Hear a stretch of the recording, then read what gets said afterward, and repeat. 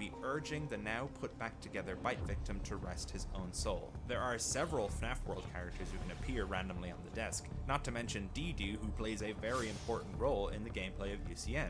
One of my favorite pieces of Bite Victim, the one you shouldn't have killed evidence, is the Bear of Vengeance cutscenes, which are unlocked by beating different challenges in the game. We've got 3 characters, Freddy, Foxy, and Mangle, all dolled up as ancient samurai rivals, with the Bear vowing vengeance each night on the Fox, and Mangle acting as Foxy's hype man / comedy relief. This game is weird. I don't know if I have to spell it out, but Bite Victim and Michael are repeatedly represented by a bear and a fox throughout the series, and Mangle is the only toy we see in Elizabeth's room back in FNAF 4.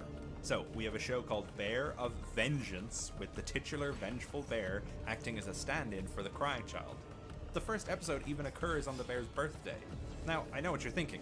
Wouldn't that give us evidence to say that Michael is actually the one being tortured in UCN? And while, sure, one could argue it that way, I think the framing of these cartoons tells us about Cece's life, not his afterlife.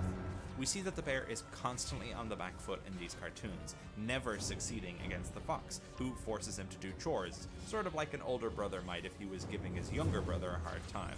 One of the endings is even at Christmas, which kind of ties it back into that very no thing from earlier. Anyway, from these cartoons, I think we're supposed to infer that Cece is actually more likely to hold a grudge than we may have first realized, given his behavior in FNAF 4. These intermissions are unlocked every 700 points, alternating between Bear of Vengeance and Toy Chica the high school years, which we know represent